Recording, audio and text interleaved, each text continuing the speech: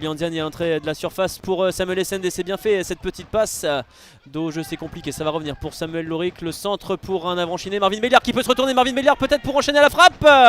Et il y a cet excellent tacle à l'arrivée. C'est la meilleure situation hein, je pense avec Marvin Béliard là qu'on vient de voir. Attention à ce ballon qui traîne pour Samuel Essende et dans la surface il réussit à se retourner. La frappe à l'arrivée. Elle était signée à Rolf, vous voyez. La Poulain c'est bien fait, attention parce qu'il y a une possibilité dans l'axe justement. Attention avec cette possibilité pour Miguel Alfarella, la frappe de l'Avranchiné, le poteau. C'est le poteau pour l'ancien joueur du Havre. Est-ce que c'est pour maintenant? C'est parti, c'est plutôt bien frappé, c'est proche du but. Et Mossio qui va arrêter mais le ballon qui va revenir dans les pieds de Marvin Béliard. Ça ne donnera rien à ce moment-là de la partie. Ahmed Mogni pour retrouver Miguel Alfarella dans la surface, pas d'erreur de la part. Le but casquette, l'erreur je crois, signé malheureusement Brice Cognard et l'ouverture du score d'Annecy. Alors on s'attendait tellement pas à le voir, il va falloir qu'on revoie ce qui s'est passé. Qui est le buteur? C'est une bonne question. Est-ce que Charles Boiteng prend le ballon pleine face ou c'est la pause ici, Monsieur Jeunesse qui renvoie les 22 acteurs au vestiaire. C'est la surprise pour l'instant. Annecy devant, 1-0, un but marqué contre son camp par le capitaine Avranchiné Charles Boiteng. Marvin Béliard avec le ballon qui rentre tout en vitesse. Il est vraiment difficile à prendre dans ces positions-là. Et le but de Marvin Béliard, il est magnifique ce but. Le slalom victorieux de l'ancien joueur de Sainte-Geneviève-des-Bois qui signe son 3e but.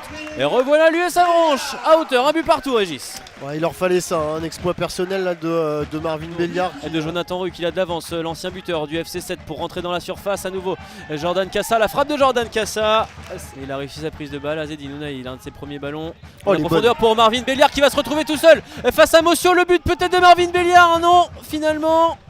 De Marvin Béliard et effectivement on peut le... Attention, ça revient peut-être le 2 à 0, le 2-1, le but d'Annecy qui revient en tête dans cette partie. C'est Ahmed Mogni qui permet aux Savoyards de semer le trouble dans la tête avranchinaise. 2-1 pour le promu.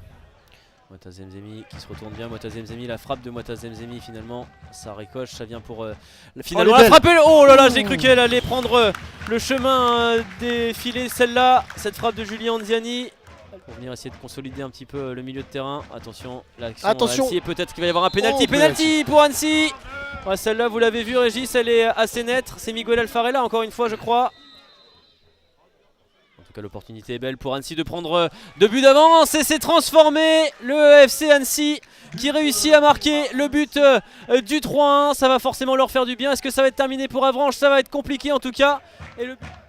La glissade aussi, le terrain qui est un petit peu difficile pour des joueurs techniques. La frappe peut-être d'Azedine Ounaï.